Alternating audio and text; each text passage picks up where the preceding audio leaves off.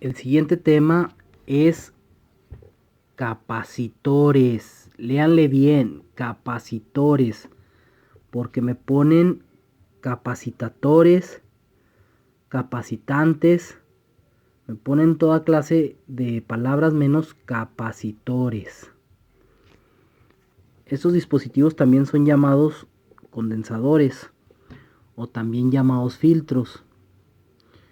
Eso de filtros está entre comillas porque sí hacen una función de filtrar señales, pero bajo ciertas circunstancias.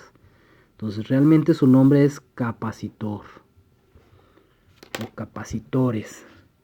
¿Qué son los capacitores o cómo están hechos? Bueno, son dos placas metálicas, generalmente de aluminio. O sea, es como el papel aluminio. ¿Sí? Dos plaquitas separadas por un aislante o dieléctrico. Puede ser plástico, papel, poliéster, alguna sustancia que no conduzca la electricidad. Más adelante vamos a ver eso. A la capacidad de los capacitores para almacenar cargas se le llama capacitancia y se mide en faradios. Es decir, la variable es capacitancia, que es la capacidad de almacenar cargas. Y las unidades son los faradios. Y está dada por la siguiente ecuación, la capacitancia. La capacitancia es igual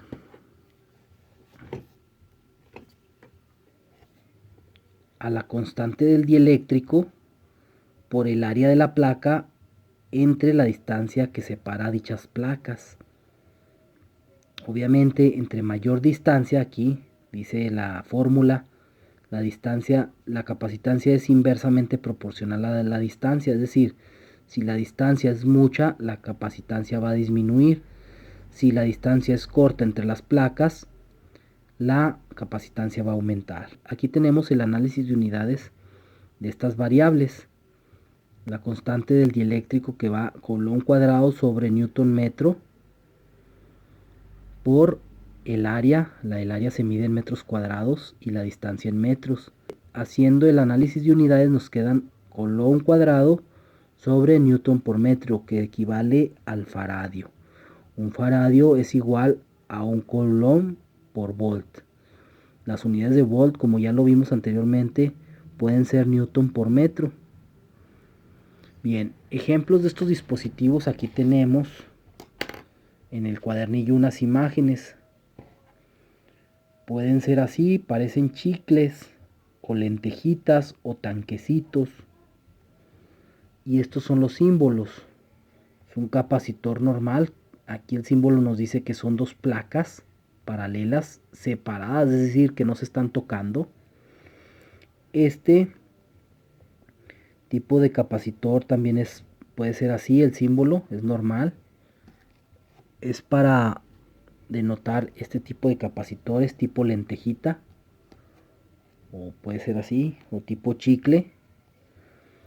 Este es para denotar los capacitores electrolíticos, es decir, los electrolíticos son aquellos que el aislante es un líquido dieléctrico, es decir, que no conduce la electricidad, un líquido aislante, ¿sí? Esos son los capacitores electrolíticos y son los que parecen tanquecitos. Aquí los capacitores electrolíticos nos dicen exactamente en su etiqueta el valor. Por ejemplo, este capacitor es de 1000 microfaradios a 25 volts, nada más aguanta 25 volts. Y nos dice que esta terminal o este electrodo es el negativo.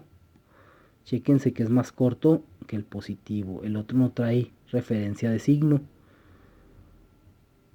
Por obvias razones decimos negativo y este es el positivo. Estos no se pueden conectar de cualquier forma, tiene que ser con la polaridad correcta, si no explotan. Aquí vemos uno más pequeño. También nos dice el valor es de 0.33 microfaradios a 63 volts y también nos indica la polaridad. En este caso esa rayita negra nos dice que este es negativo, que ese electrodo es negativo y es más chico, y obviamente el otro es el positivo. Aquí tenemos otro de un valor de un microfaradio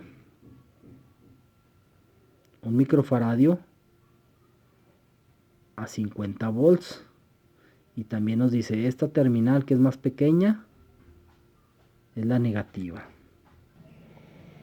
Estos capacitores también traen su valor ahí impreso mediante un código. Aquí, por ejemplo, tenemos un capacitor en una tarjeta electrónica de un mouse y es de 10 microfaradios y resiste 50 volts. Vemos ahí su polaridad. Obviamente hay mucho que estudiar sobre los capacitores, pero en este curso solamente vamos a ver que se pueden conectar en serie y en paralelo. En serie significa que están conectados, ¿sí?, de esta manera para formar un capacitor equivalente. Aquí tenemos un capacitor, la patita 1, la 2, la patita 1, la 2, la patita 1, la patita 2. Esto es conexión en serie. Y la fórmula para obtener la capacitancia total o la capacitancia equivalente viene siendo esta. La capacitancia total es igual al inverso de la suma de los inversos. Es decir, sustituyendo valores, ¿cuánto vale el capacitor 1, el 2 y el 3? Hacemos estas operaciones, sacamos el inverso, lo sumamos y luego sacamos el inverso en la calculadora y nos da este resultado: 5.45 microfaradios, que es lo mismo en notación científica 5.45 por 10 a la menos 6 faradios. Y también los podemos conectar de esta manera en paralelo: patita 1 con patita 1 con patita 1, patita 2 con patita 2 con patita 2, para formar un capacitor equivalente. En este caso, si se fijan, el símbolo nos dice qué va a suceder. Si juntamos una placa con otra placa con otra placa, vamos a hacer una placa más grande. Entonces lo que va a pasar es que las capacitancias las vamos a sumar: capacitor 1 más capacitor 2 más capacitor 3, o capacitancia 1 más capacitancia 2 más capacitancia 3. 10 más 20 más 30 nos da 60 microfaradios, o lo que es lo mismo, 60 por 10 a la menos 6 faradios. Si se fijan, cuando está en serie, la capacitancia equivalente total va a ser menor que el menor valor de capacitancia. Entonces aquí es 5 microfaradios y aquí son 10. Es menor que el menor valor de capacitancia. Pues con el capacitor terminamos de estudiar lo que viene siendo las cargas en reposo, es decir, la electrostática, y a continuación vamos a ver la siguiente rama de la electricidad, que es la electrodinámica, cuando las cargas están en movimiento.